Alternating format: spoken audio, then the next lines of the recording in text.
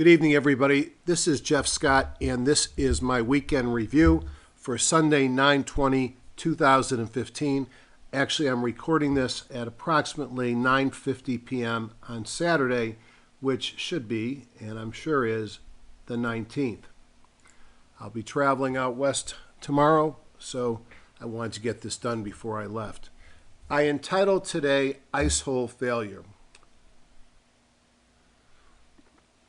So David Elliott, may rest in peace, used to talk about, I don't know if he called his an ice hole failure or a blue ice failure, but think about when you're young, you have a local pond that you like to go skating on, and God forbid you were skating on that pond and fell through the ice. Because once you fell through the ice, if there was any current whatsoever, by the time you came to your senses and came back up, you would find that although it was easy to fall through the ice, it would be very difficult to break through the ice to come out. And in fact, stocks do the same. And when the 50-day moving average, which often is support, becomes broken, those stocks and indices may be challenged to break back above that 50-day. And a failure at the 50 on a retracement is what I call an ice hole failure or a blue ice failure from David Elliott. And there's a very predictable outcome that occurs once you get the failure, and we'll talk about that tonight. Email address is there, hgsidoc@gmail.com. My usual disclaimer, this is for education purposes only. Any and all recommendations are in this spirit of education and should not be investment advice. I'm a doctor, not a broker. Most physicians lose money with their investments. I am not affiliated with any software vendor or trading company. Tools demonstrated are those that I use in my daily trading. I have paid for all the tools I will demonstrate. And trading involves risk. Assume you'll lose money, and you alone are solely responsible for any decisions that you make. I always go through my wall of influences and just point out a couple of key things. I started with canceling from O'Neill. I think what I learned in canceling was improved through the work of Morales and Katcher and Woodward and Brown. And then George Lee is my buddy here that I do a lot of speaking engagements with. But really what's helped me of late, and I've been using his tools for a long time and went beyond the tools and built a friendship. Been trading alongside John Person now for almost the better part of 2 years. But I've learned so much from John, his mentoring, his teaching, his webinars, his paid education.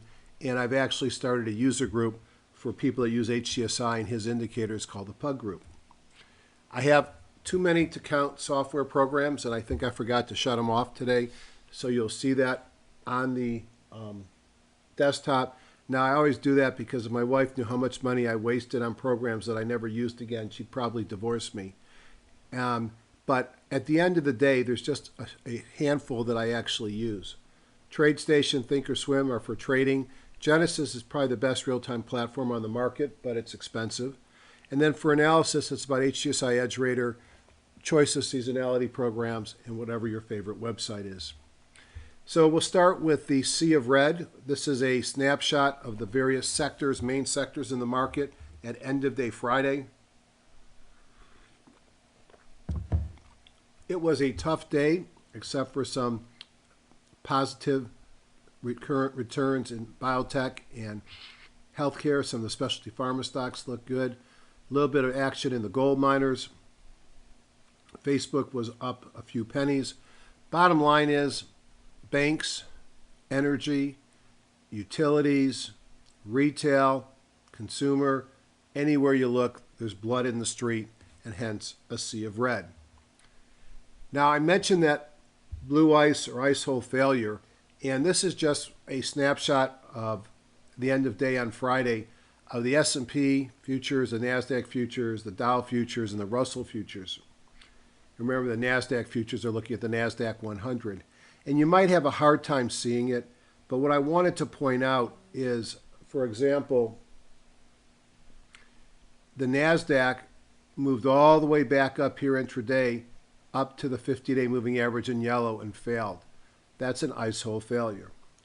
The Russell futures got close to the 50-day moving average and failed. The S&P, again, close but not all the way up. as the same as the Russell. Now, the significance of a blue ice or ISO failure is this, that if you failed to get above that 50-day moving average on your first try, there's a very good chance you're going to take out your prior low or move down to the next lowest moving average. So if we're going to retest, this may be when the retest is coming. Retest meaning coming back down to the prior low. Now, they don't work 100% of the time. And there certainly could be news in the US, China, or worldwide that perhaps drives the market higher. But when I see those failures on the major indexes, I get nervous. Clearly, it was a decidedly negative finish to the week. Now, there was a little bounce in the last, after the market closed in the futures. But if you look at, we're definitely in sell signals across the board, and this is the E-minis, NASDAQ, Russells, NYSE, and Dow. If you look at the weekly charts, the daily sell signals on the E-minis actually fired, but we had enough of a move after hours that it went away. But we did get a daily sell now on the YMs or the Dow futures, and so we still may have some negativity to deal with. Now, I used to think the falling rates were good, and frankly, I'm in the process of building another house. And I remember back in the 80s when I built my first house and interest rates were 13.9, 14.9. And now they want to give money away again. And interest rates, I think, are in the 2.5% on a jumbo on what I've been looking at. But it all depends on your credit rating and your collateral and your risk and dot, dot, dot, dot, dot, dot. But rates are low. Now, this is a weekly chart of the CBOE 10-year Treasury Yield Index, and we closed at the low of the week, breaking a little bit below this trend line. Now, this is actually worrisome to me, because to me, that's not low because of happiness that the Fed did not raise. That's low because of fear that the Fed did not raise, because there's another shoe to drop and perhaps foretelling us that maybe we have a slowdown coming. Now, remember, if these rates stay low, that's going to be good for certain things. REITs, a lot of REITs showed up on my analysis this weekend. MLPs, beaten up but pay a nice dividend. Utilities have a tendency to take lots of debt, so low interest is good for them. Some of the specialty finance and asset managers that pay a substantial dividend might benefit, and home builders are good with low rates. But if you had any big positions in KRE or regional banks, you saw that banks don't like, and insurers, especially the regional ones, do not like low rates.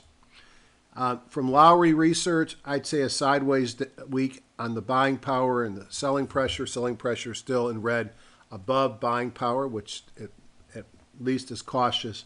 And you could see, if you actually took the time to do the measurements, that the NYSE AD decliner, the operating companies only, which is one of the great things that Lowry does, is they take out all the non-operating companies and do their own index, which is much more accurate. I think that's a big explanation of why the Hindenburg may not be as useful as it was in the past. The NASDAQ and the S&P 500, all their advanced decline lines have rolled over.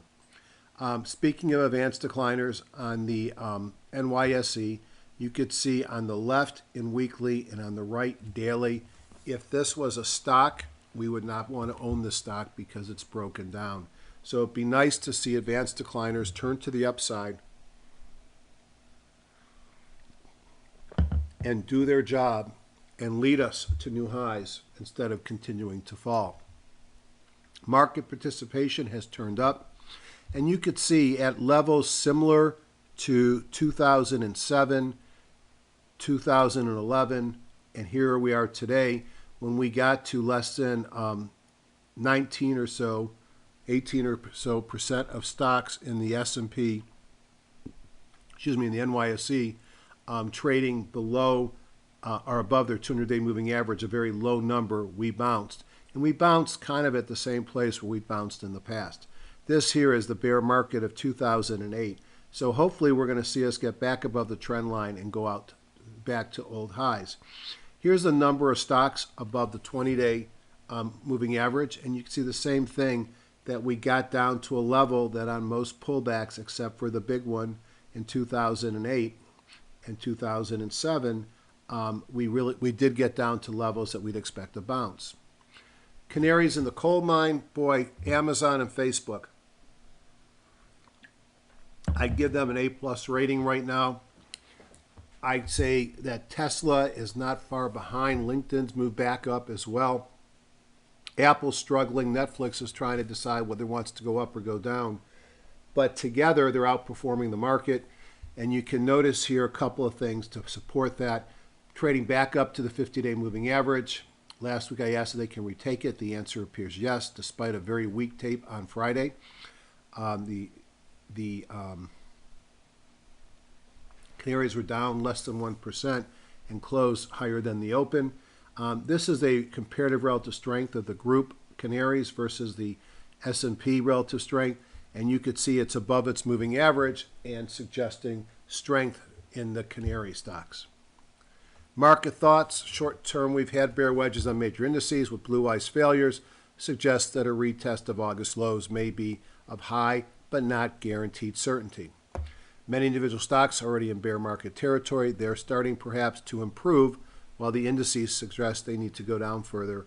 And I did see strength on my review in defensive stocks, gold and tobacco, interest-sensitive REITs, utilities, MLPs, dividend payers, and healthcare, especially the drugs, which I guess is because they're recession-proof. And for the most part, don't care what goes on in China and don't care what the dollar does, except for the big pharma guys. Healthcare was strong. Longer term, it's sort of a battle between what should be topping action based upon time frame and what we've seen in the market versus the impact of continued worldwide QE, which could prevent normal market cycles.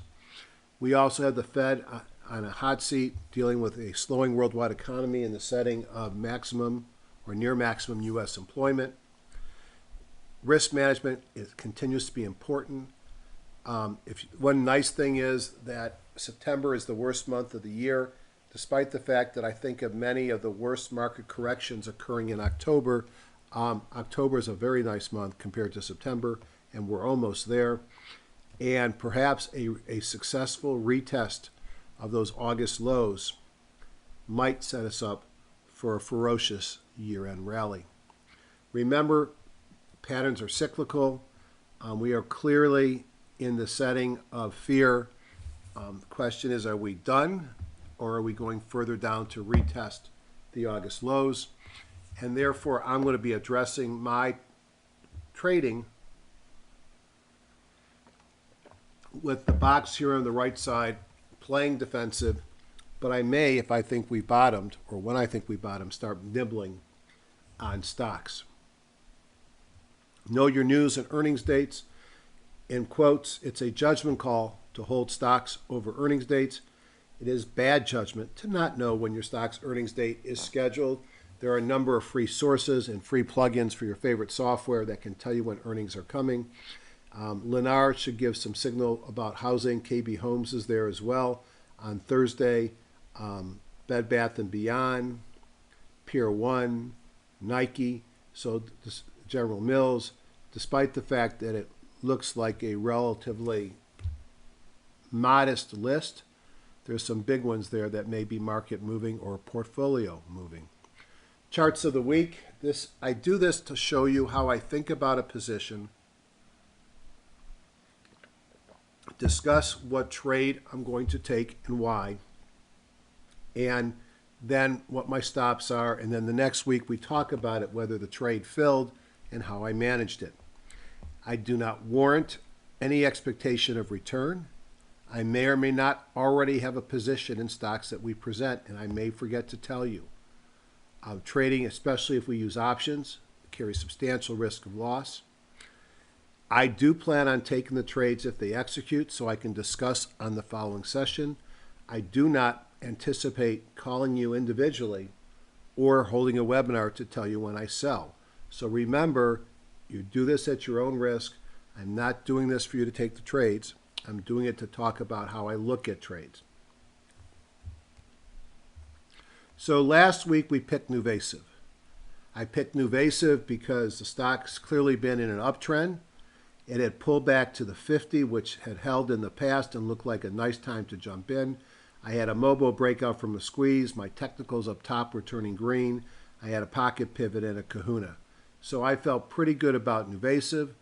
When looking at it on TradeStation last week, it also had a PPS buy on daily to go with the one on weekly.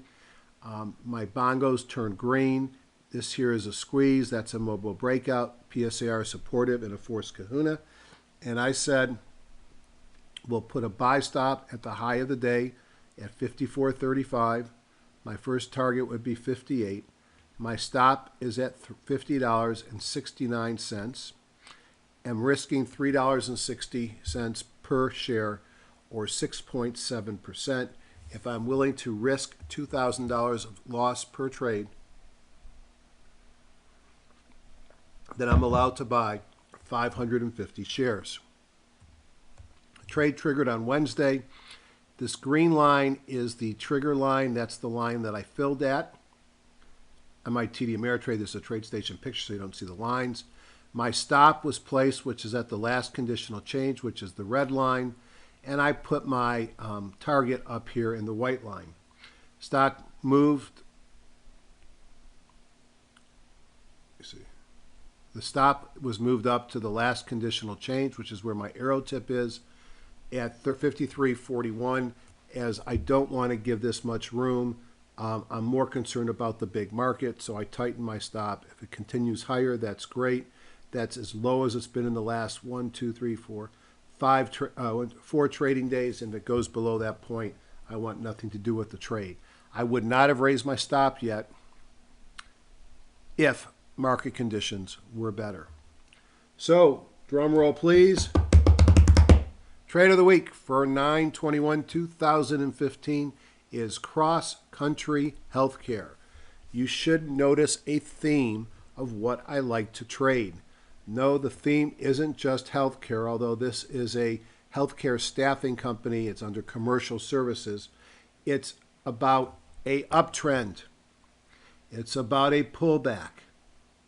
It's about a PSAR reversal, a kahuna, my technicals turning green, and there was no pocket pivot on this stock, which is unfortunate. But it did have a number of things fire, and I love the earnings, which you can see up here. Great earnings per share growth, 57%, 266, and going backwards, 300, 200, 100. So here's a stock in a massive growth rate in a sector that's leading.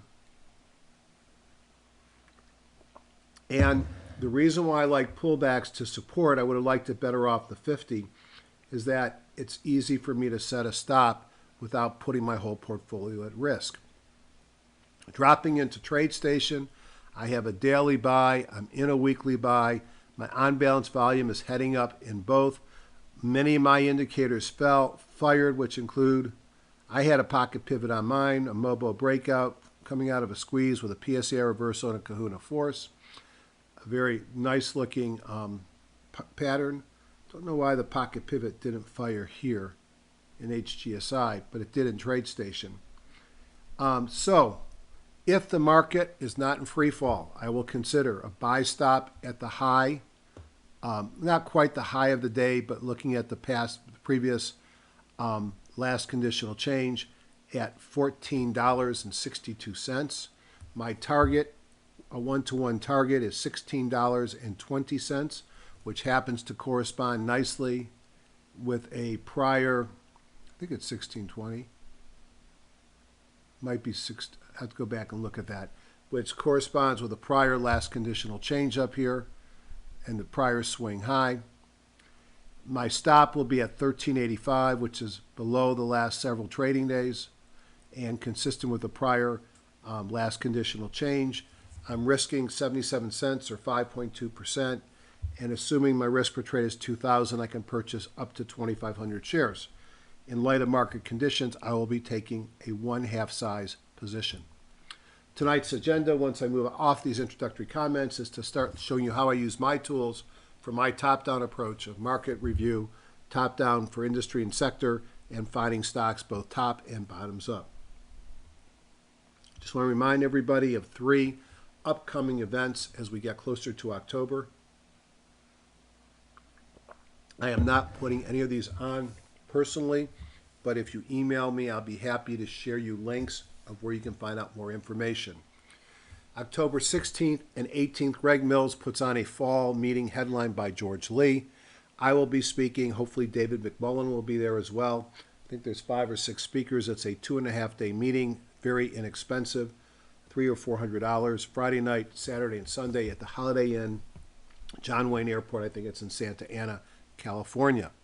If you fly out for that one, you might as well stick around and head up to Palos Verdes, south of LA, for the PV meeting with Ron Brown and Ian Woodward to be held October 24th and 26th. I never miss these unless I have no choice. I have no choice. I have a wedding to go to that will be keeping me busy that weekend.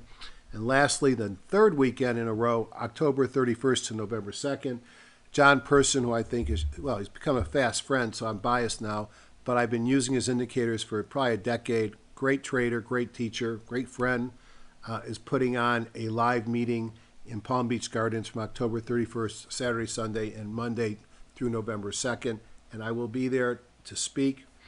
Right now, I've got confirmations from a number of PUG members who will be attending, and if you are attending, please reach out to me because I'm planning on offering a 1-day HGSI meeting on Friday, October 30th, if there's interest.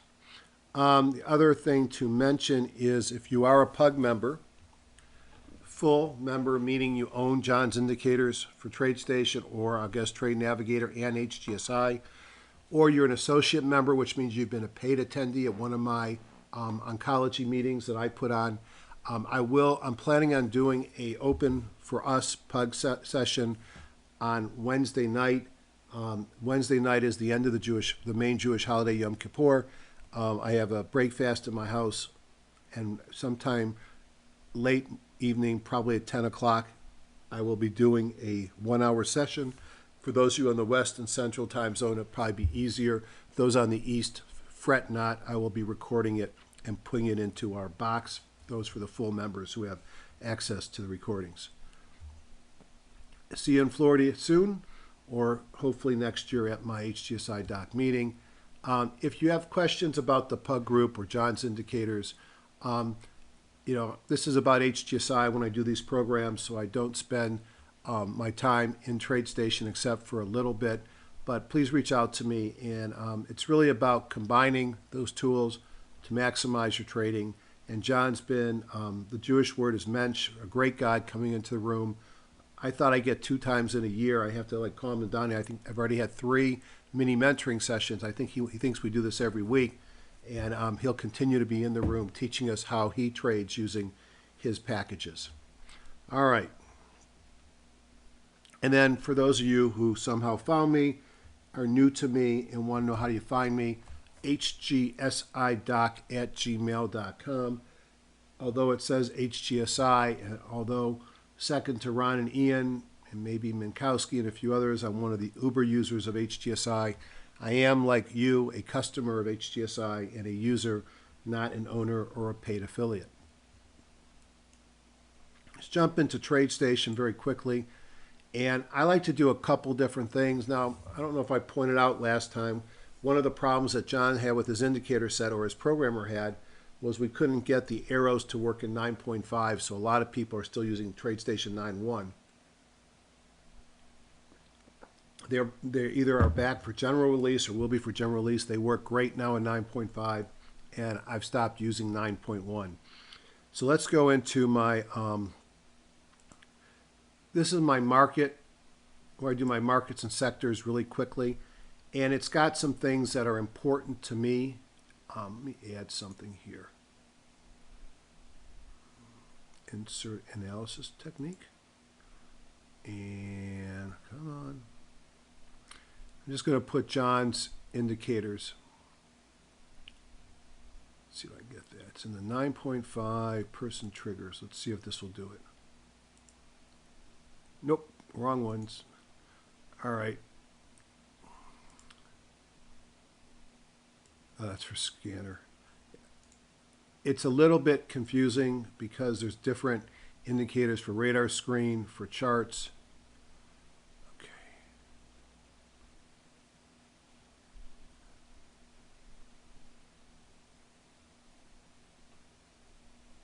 That's for radar screen. All right, so I got a feeling.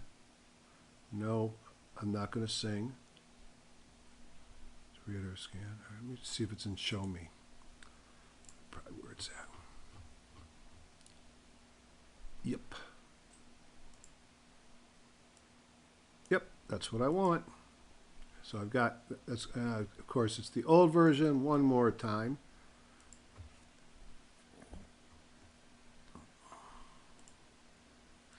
Now we get the new version, and you notice that they kind of look like arrows, and if I turn off the old version,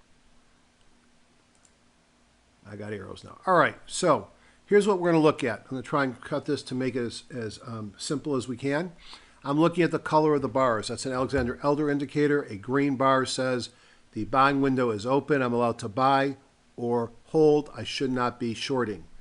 A red bar means the buying window is closed. I should be shorting or holding. I should not be buying. As I've heard Elder teach it, he uses it as a filter. The blue bar means you're free to do whatever you want. So I've painted the bars using Alexander's impulse indicator in daily, weekly, and monthly. This is not part of John's stuff. It's not included with TradeStation. You need to buy the indicators at elder.com. They are quite reasonably priced. In some of the times, we're going to see little red dots or green dots attached to the high or low of a price bar. And those are also from Elder. I look for those. Those are evidence of potential MACD divergence. It might suggest that a move in that direction is slowing down. I look for my high jump. Right now, I don't really care about high jump because it's so low it doesn't matter. And then I look for the red and green arrows, which are John's buy signals. So I look at the NASDAQ. First thing I see from a Elder perspective, it's a hold, blue, blue, and blue. So it gives me flexibility to do whatever I need to do on all three time frames. But on Friday, it became a new person sell, and I'm going to respect that. It's a sell weekly, sell daily, and therefore the NASDAQ has issues. That's the cash market. The Dow, it's in a red, blue, and red. So on Elder, it's in trouble, and it's got a sell signal come in on Friday on the person signal. I look at the NASDAQ 100, also red, blue, red, sell signal. The SOX looks like it's rolling over again, spinning top or doji on Friday, red, blue, red with a down bar, down signal as well on John signals on the weekly. And the cash spiders are red, blue, red, and on a sell signal. I look at this, and I don't know how anybody can be bullish right now about the market. Anything can happen. News can happen. China can have some great news. But right now, this is a market that is at clear and present danger. I stole that from Clancy. I probably got sued. E-minis look like the S&P's red on a sell signal on a daily, sell weekly, red monthly. The NASDAQ 100s, a little bit better, still on a buy signal. Though these are really being dragged by the likes of Tesla, or at least, by Netflix and Facebook and Amazon. And we'll look at each of those at one point tonight. It certainly looks like some type of a morning star pattern, evening star pattern setting up here. Blue, blue, blue, still on a person buy. Maybe the NASDAQ 100 will lead us higher. The YMs, red, blue, red, daily, weekly sell signals. And the TFs, blue, blue, red. Interestingly, the weekly Russells, actually, I'm verifying now on something else. Yeah, they're not, it didn't show up on Genesis, but it almost looks like they generated a weekly buy signal. So the Russells and the NQs look better. Again, those are the ones that had the blue ice failure. IWM, Russell ETF, looks just like the Russell. Quickly on the sectors, materials look weak in a sell monthly and daily. Energy went back to red, although technically it's still in a daily person buy. Notice these little green dots here. This is evidence of a MACD divergence and could be evidence that the pressure to sell is reducing or abating. But trust price and volume, just be aware of that histogram divergence. Financials look horrible, flipped to red, gap down on Friday, I'm sure because of yelling and comments. Industrials flipped to red or sell signal on Friday. Technology flipped to a sell signal on Friday. Staples still in a buy signal, but sold off. Definitely an evening star candlestick. Looks like this one wants to go lower. Utilities have been hammered, have actually bounced off of their bottom, and they're actually green. Here's some divergence to suggesting an upside move on the weekly, but that weekly and the monthly bars are still painted red, so there is work to be done. But utilities may be the strongest of the bunch, except for healthcare. It did turn red on Friday. It's still in a person buy on daily, person sell weekly, so clearly under pressure, but one of the leaders in the current market. And lastly, consumer discretionary, I believe. And you could see they had a nice run up, but went to red on Friday, but still in a daily buy, although it's on a weekly sell. So you go through that besides the NASDAQ and the Russell. Maybe utilities, maybe healthcare, maybe discretionary here. Not a lot to love in the stock market. Now,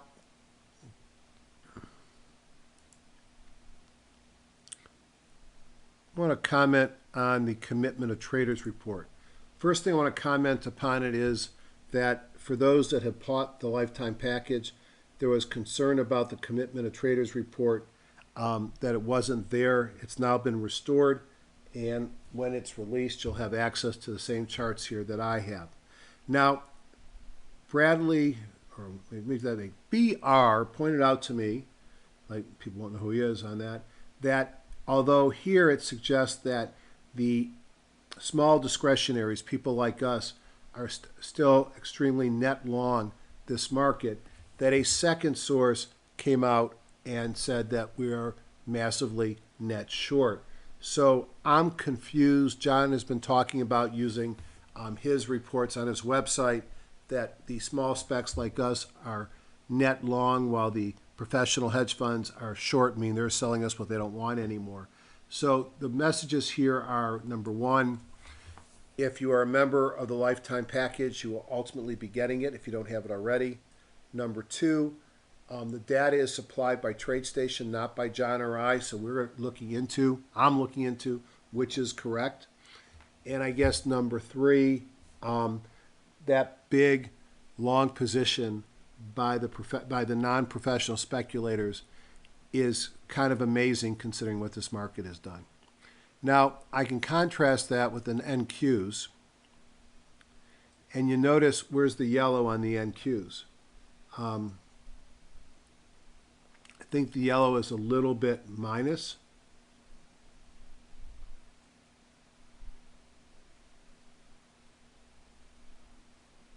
Oh, does it even have that in here? Well, bottom line is that it's in there. I believe it's negative. I'm just trying to see if I can't bring it out of there. Yeah, let me do that. Let me format that. Format analysis techniques, and let's go into trader, format, style. We're the non-commercials. Now we're the spec. We're the yellow ones. Let's make it a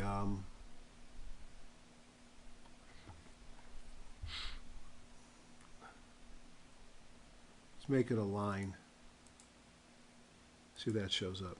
And you could see that we're short now a little bit on the NASDAQ. And if I go and I look at, I'm not sure how many of us are buying Russell futures, but on the Russell futures, we are also a little bit short. So I guess the message here is something doesn't make sense. I would have thought that we would now be short, but it may be that the S&Ps are still long, yet the secondary markets we could be short in. So more to follow. I sent an email to John asking what his thoughts were, and I should be getting something back from him soon. All right, so I've now managed to mess this up, haven't I? All right, well, go back one more second, because if I don't do it now, I will forget, and then next week I'm going to look at it and say, huh? What did I do?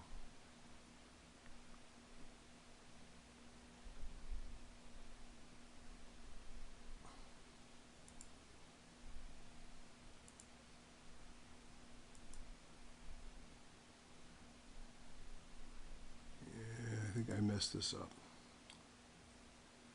Format.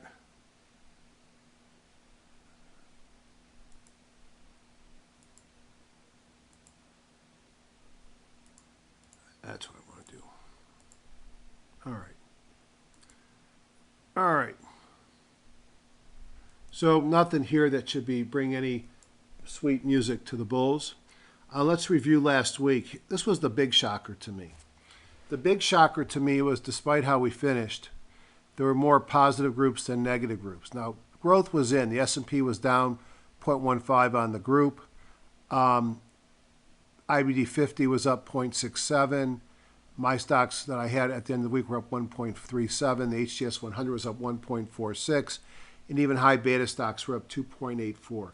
So despite the fact that the S&P finished mildly down, and we closed hard on the market, the growth-based numbers here actually had positive weeks. Market rotation, just one of the things that Edgewater I'm playing with. You can see the transports and the semis, the Russell, the NASDAQ. No surprise, these are what I showed you had the best looking charts in TradeStation, the worst being utilities, the NYSE, Amex, and then the big stock. All right, we could look at what sectors are doing well. Biotech, treasuries, gold, bonds, high yield bonds, home builders are leading the way. What's not working? China, exploration, energy, finance, and over a longer period of time, utilities. From what groups look good, leisure and travel services, non-wood building materials, although one of them, I think, was it Apogee? Somebody blew up a little bit this week. And then I can get an idea of which stocks are leading. And if you look at this, there's a lot of biotech and VIX-related instruments. All right, I can look for a Hindenburg, and no shocker, we had no Hindenburg this week. Hindenburgs occur when you're at highs, not after you've had a correction. We have 3% stocks in the NYSE with new lows, only 0.28 with new highs. Buckets sort of right down the middle, 50-50. The markets actually had been green for a while, which is hard to believe, and now starting to crack a little bit, although still green, which says, you know, if I want to make a list of what tells me the market could go up, right now that looks okay. And then let's just jump to my seasonality one. And you could see there are some stocks that have, here's 80% up over 20 years. But if I look at seasonality right now, and I look for stocks that have at least 8 positive years, no more than 3 negative years, and look at the next 1 month experience, there's only a few are actually going to be positive or meet these criteria. 12 out of 15 for Spartan Stores, 11 out of 14 for Global Payments. Popeyes Louisiana Kitchen, 11 out of 14. Modest 1 month responses. So we're really looking at, for the next month. And then if I look at to the downside, anything that stands out, Enpro minus 6%, 11 out of 13 years. Exelixis, 12 out of 15. That's a biotech. Pioneer Energy down 12 out of 15. Cooper Tire, et cetera, et cetera, et cetera. So I put all this together and say we have a market that is certainly under pressure, and I think that blue ice failure to me is the major issue. If I open up HGSI, this will not be a really long HGSI session looking at things to buy, because they're not. But here's kind of how I handle this.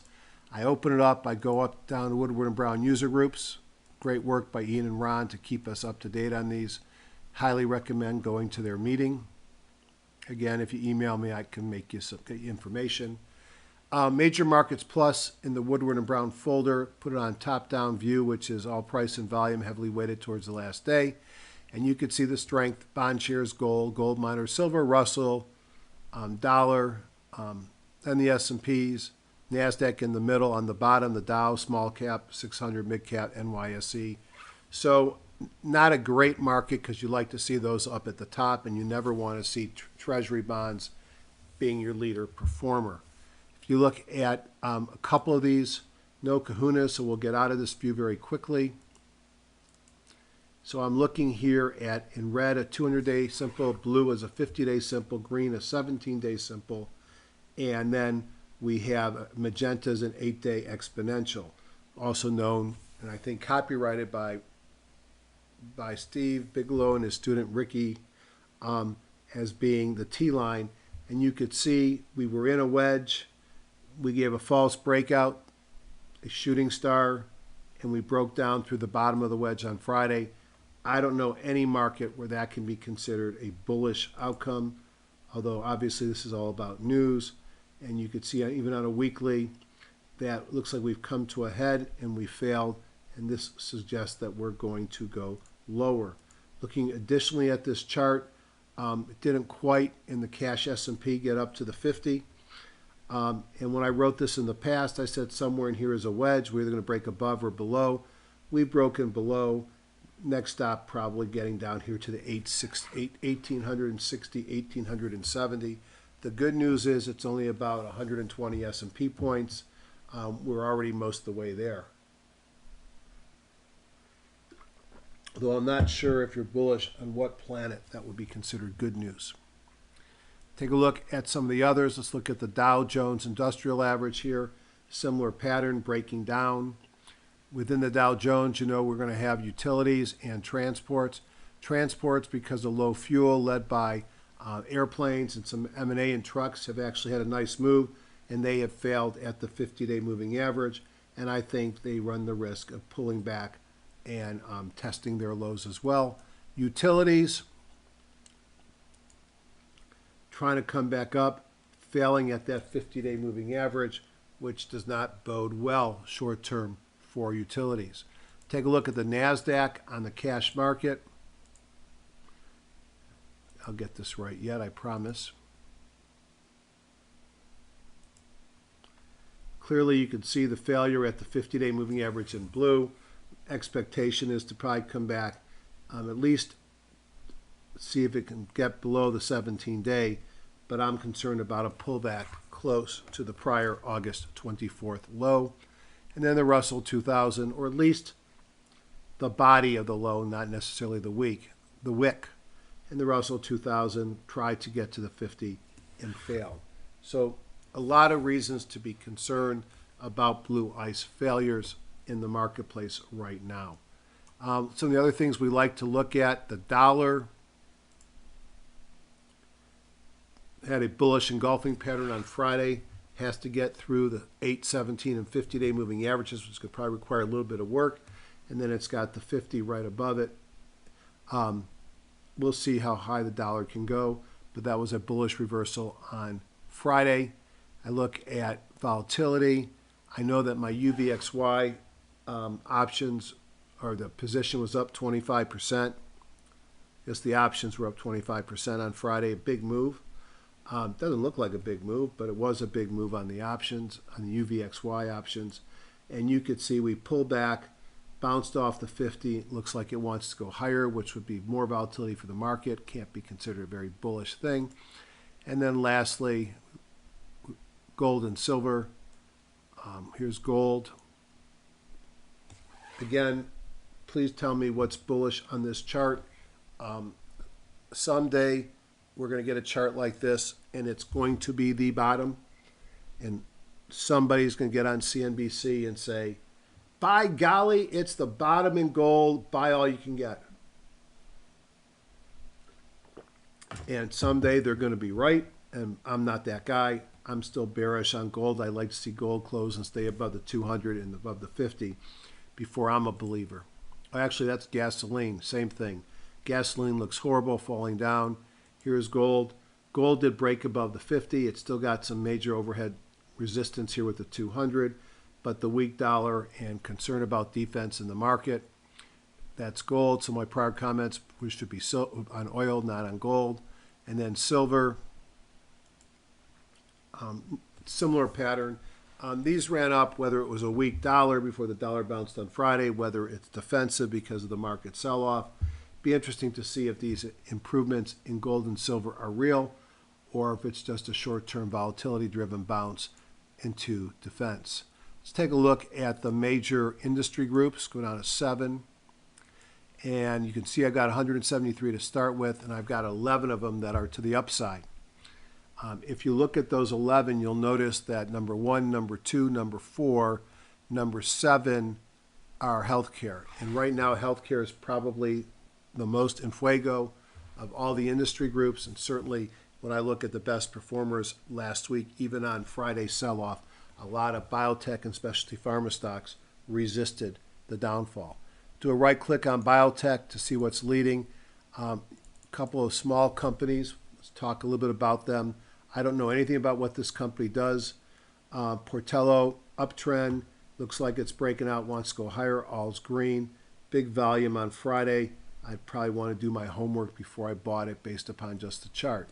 Juno Therapeutics, this is one of these new breed companies with some innovative approach on something called CAR T therapy. Celgene has taken a big position at $90 a share. So their smart scientists must think there's a story here. And we're in a downtrend trying to break above the 50, multiple pocket pivots, relative strength high compared to the S&P. Exelixis has a approved drug for thyroid cancer that's getting traction in other diseases. And it kind of looks like a high base with like a dimple down to the 50 and looks like it wants to go higher. It does not make money, would be considered speculative. Don't know anything about Trevena, but it broke out about 10 days ago, continues to want to go higher. Kite Pharmaceutical is sort of Juno's brother. They have some cross-licensing agreements. And they're both leaders in the CAR T therapy. This chart looks a little bit better as it's broken above the 50 on volume on Friday. Zyopharm Oncology is another one of these small cap biotechs with a clinical trial portfolio. Market cap 1.6 billion. This stock's been moving 1, 2, 3, closed higher 10 days in a row. Quite a run considering this market. Probably going to get tired quickly. Let's put it on a weekly out of curiosity. And looks like we get into trouble historically in the 14 to 14.5 range. So if you're in it, be aware that that's been, you're at risk of a triple top there. So some biotech actually looks good. Let's keep going because I liked Intrexon and Sempra. So this is Bluebird. It's a very expensive company involved in gene therapy. It's probably a good buy point off of the 200 with pocket pivots. It's an expensive stock and one that I'm not interested in following up on. Intrexon is a partner to Zyopharm and some of their drugs, and Intrexon looks like it wants to run higher as well. It did trade up to 66 during the late summer.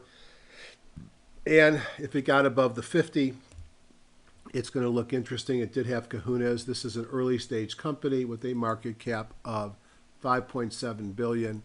And as you could see, just a small amount of revenue. Sempra is a biotech company as well. Earnings don't look great. It's had a very nice run. And I'll tell you, this one looked really good on John's stuff. Big up move sideways. Looks like it wants to go higher. And I think Sempra is another one to put on your watch list. Next one I'm going to look at is Specialty Pharma. Some of my favorites are here. Don't know what happened in Erie, but it had a big move early in the week. Must have been on drug news, because if it was an acquisition, it probably wouldn't have traded down like that, but let's see.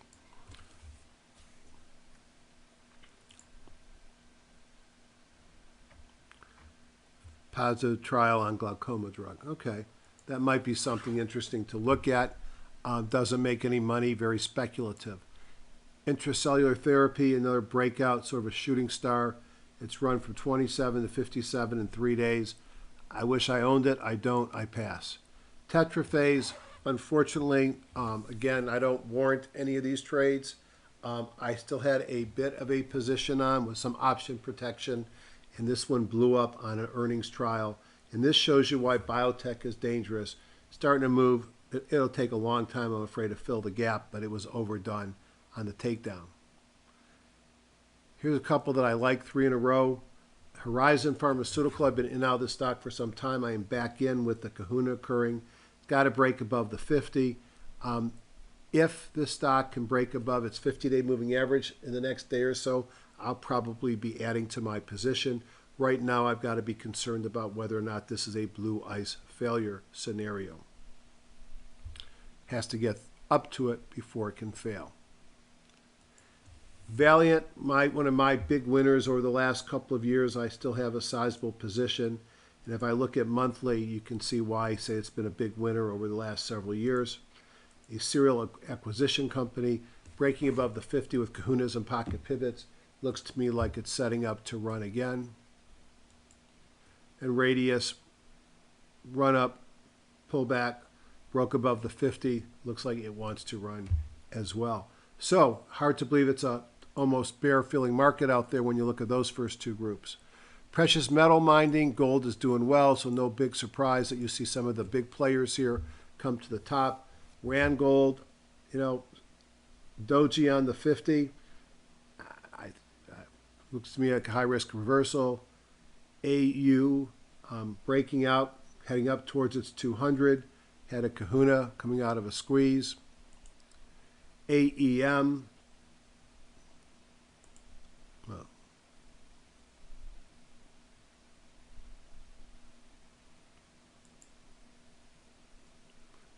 one second. AEM, similar, trying to get to the 200. Make sure we're on raw count. Oh, we are. Okay. Then Gold Core. Again, are these growth stocks? Are these what I want to make the bastion of my portfolio? Someday, maybe, but not today. Back. Generic Pharma. Don't know anything about Traycon. I know there's been a lot of M&A in the space, so I can always right-click, go to more info from web, go to FinViz, you pick your favorite.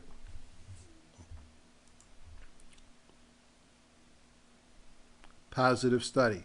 So I'll tell you, in cancer, it's all about the study. In healthcare, it's all about the study that leads to approval. And when you don't have a good study, assumption of lack of approval, and your stock price pays for it. So Traycon up for move, big move. It's hard to get behind that. Mylan is in acquisition wars. And then Lynette, which is one that I just reinitiated a position in, seems to have found stability on the 50. Good technicals above, multiple pocket pivots. There's a doji here. This is a high close doji, which is also a nice thing to see when I'm taking a long position. Cable and satellite. How can this be exciting? Cablevision is involved in an acquisition. Medical devices.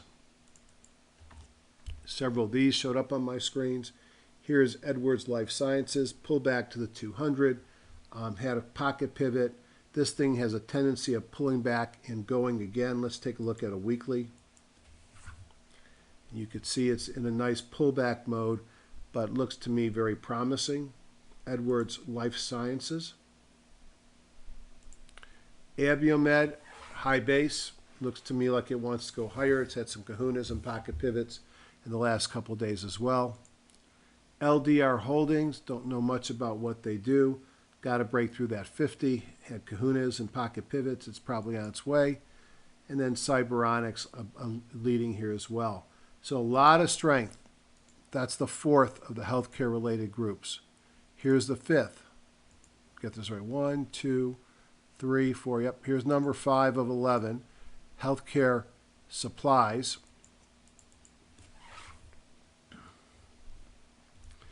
Beaten up, hard to be interested in that. Hill-Rom, pocket pivots leading to a breakout.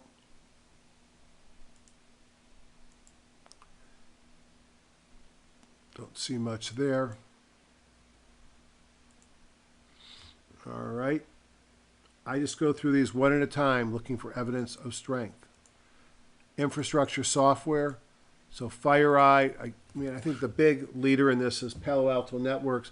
FireEye always gets rumors from various sources, and that pumps up the stock about potential acquisitions of IBM or somebody. It's sideways at best in a long downtrend. Hard to play that news. Palo Alto Network, on the other hand, has run up a really nice channel, broke out, pulled back to the 200 on August 24th. It looks like it will go higher as well.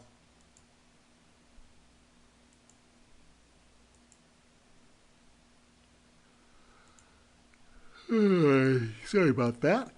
Yeah. Information services, nothing above the index, no interest. And then utilities, and just look at marine shipping because there's things I like here. NAT, for example, is indicative of the group. Pays a 10% dividend, so that might be attractive to people on fixed incomes, especially if the market is slowing and interest rates are going to stay in the toilet. Notice everything turned green up here. For the 8-day broke above the 50. 17 to follow. Price broke above the 50 with pocket pivots, positive relative strength versus the S&P. Amazing earnings per share growth and a dividend at 10%. Why are oil tankers doing well? My hypothesis is that they get paid about $1 per barrel per month to store oil. If Cushing and other storage facilities become full, the oil that's being pumped in the U.S. is going to have to go somewhere, and I think it's sitting in ships off of Galveston, just sitting there generating $1 per barrel per month, which must be profitable based upon the earnings per share growth and the massive dividend yield that they pay. To the downside, you might expect a few groups, and you're going to see 68 of the 170 led by oil exploration services, semiconductors, autos, insurance, a lot of victims. REITs actually were down, but there were a lot of REITs breaking out on my review. So I think you have to be cautious in this market. I did find some nice looking stocks. Let me show you some of my favorites. I again reiterate, based upon the status of the market, be extremely careful when it comes to initiating any new positions. So these 29 stocks are various stocks that made it to my buy watch list for additional screening. If one looks at them, you'll see biotechs, you'll see healthcare facilities, you'll see marine shipping, medical devices, professional services, specialty pharma, telecom, and REITs. You'll notice the high number of specialty pharma and biotech stocks compared to everything else. That's where the strength is. If I go down to the ones that I thought looked the strongest on person, I will in a second, I get a list of stocks that pass through my person filters. So let's bring that in here as well.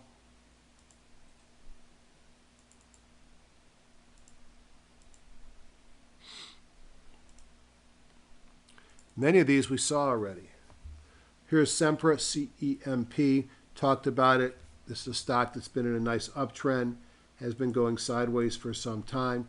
Looks like it wants to break above the 50 and go on to new highs. In Trexon, again, biotech, we talked about. Fitbit, a recent new issue, a close above the 50 with these kahunas and pocket pivot, everything is green. I would find it compelling, and I might be interested in nibbling some if the overall market holds up. Adeptus Health, this has been a major mover from 35. Let's go back even further. Let's go look at last August.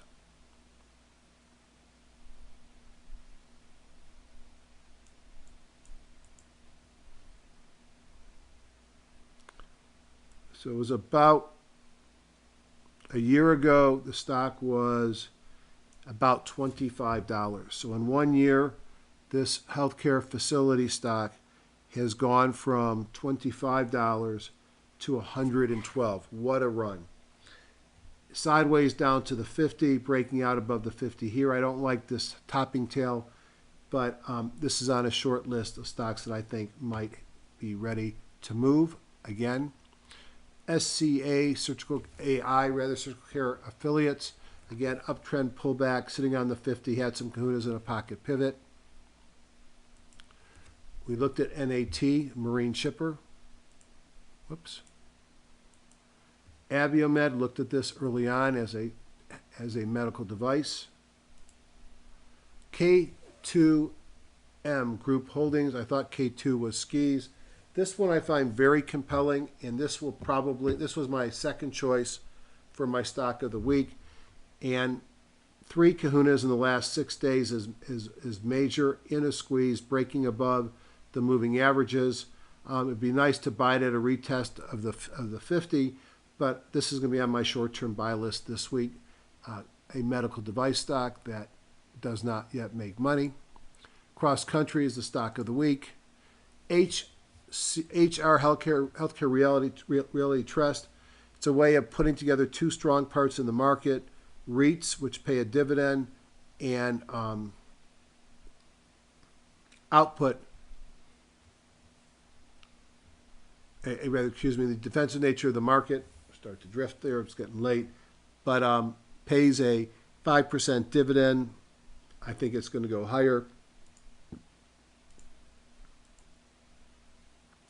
And you could see it's clearly beaten up. It likes to do these round trips, and maybe we'll get another round trip and run back up to the 30 range.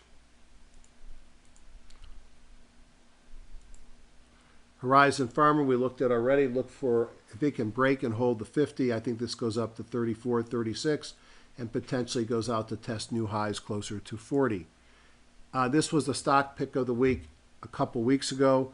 RXDX, I'm still holding my very small position. I took 1, 2, 3, 4, 5, 1, 2. I think we found the stock here, the 4th, yep, and it did gap up. I think my buy signal pull back is where I got triggered on the 3rd day, and I continue to be in this. It looked based again, took off again. So that's one of the strongest in the market right now, RXDX. Valiant, we already looked at. Level 3 Communications, don't know anything about this company except it's got earnings per share growth, does not pay a dividend, has pulled back to what I think was fairly long-term support, and had multiple kahunas. So level 3 looks very interesting here as well. We should pay a bit of a dividend. And that's it. So these were some of my favorites. Again, let me reiterate, this is all for educational purposes only. You are assuming your own risk in trading. We will see the clouds part. We will see the trading sky turn blue. We will get to that point in time where anything you touch will go up. We're just not there yet. Again, news could happen overnight. We could reverse and get through the 50 on those major indexes and off to the races. To me, we've had a blue ice failure, ice hole failure, whatever we want to call it, and I'm looking for a retest of the lows. Hope not. Got to be prepared for it, but I'll be open to anything that happens because I'm just reporting on the market. The market will do what the market wants to do. Good night, everybody. Have a great week trading, and we'll see you soon. Thanks.